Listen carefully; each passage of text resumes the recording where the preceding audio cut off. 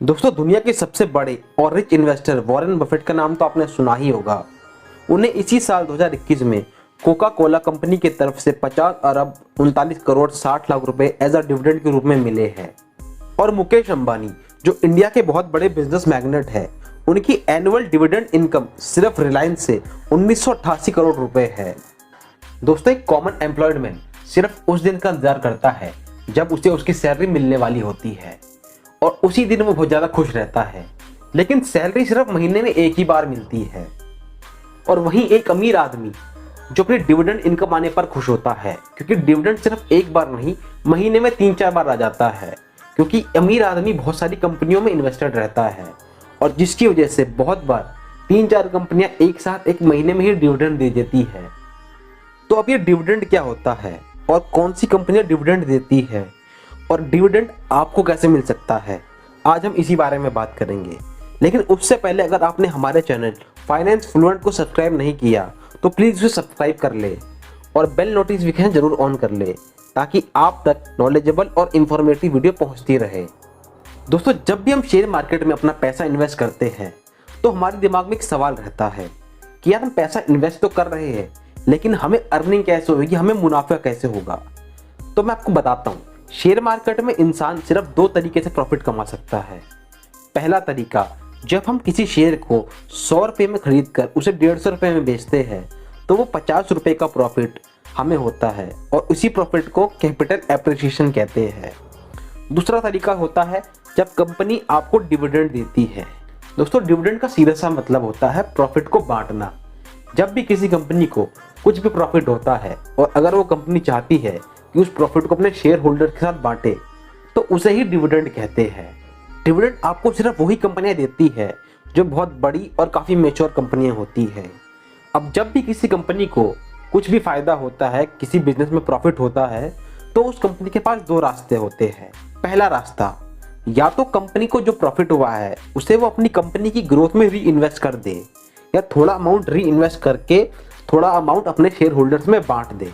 अब यहाँ पर यह कंपलसरी नहीं है कि हर कंपनी को डिविडेंड देना ही है, और ये भी कंपलसरी नहीं है कि जो कंपनी हर साल डिविडेंड दे रही है तो उसे आगे भी डिविडेंड देना ही पड़ेगा।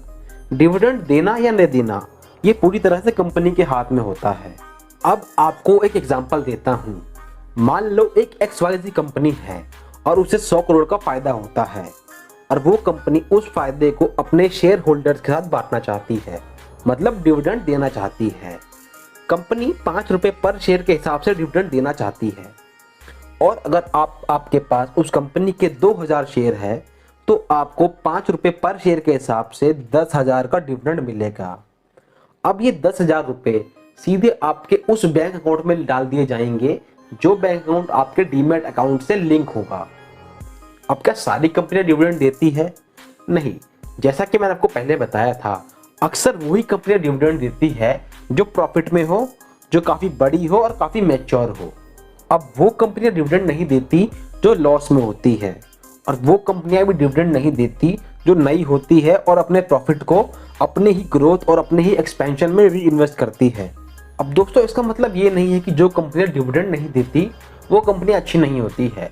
कई बार स्टार्टिंग में जब कंपनी नई होती है तो उसे उस प्रॉफिट को अपनी ग्रोथ और अपने एक्सपेंशन में यूज़ करना ही पड़ता है, ताकि वो फ्यूचर में और ज़्यादा रिटर्न ला सके और फ्यूचर में डिविडेंड भी दे सके। अब दोस्तों, ये डिविडेंड आपको और हमें कैसे मिलेगा?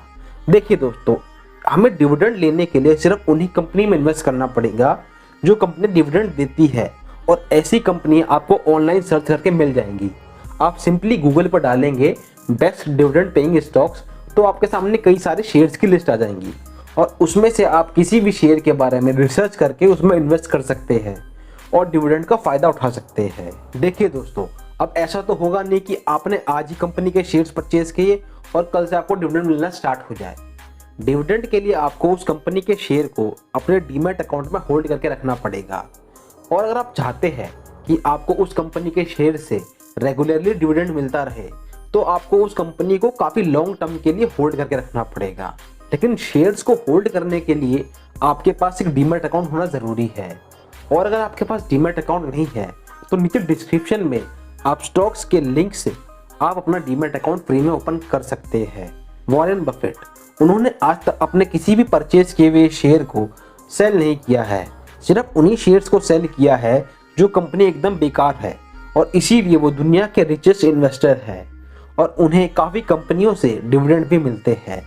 जैसा कि मैंने आपको स्टार्टिंग में बताया था कि कोका कोला ने उन्हें इसी साल 2021 में 50 अरब 39 करोड़ 60 लाख रुपए एज अ डिविडेंड के रूप में दिए हैं। तो दोस्तों आपको पता चल गया होगा कि शेयर्स को होल्ड करने से आपको काफ़ी सारा डिविडेंड भी मिलता है और काफ़ी अच्छा प्रॉफिट भी होता है, और यही अमीर लोगों के सीक्रेट्स हैं जिसकी मदद से वो और अमीर होते रहते हैं।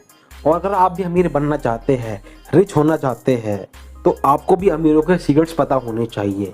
और अगर आप अमीरों के सीक्रेट जानना चाहते हैं तो इस लेफ्ट वाली वीडियो को भी जाकर देखिए। और अगर आप ये जानना चाहते हैं कि क्या हम म्यूचुअल फंड से करोड़पति बन सकते हैं तो इस राइट वाली वीडियो को भी जाकर देखिए।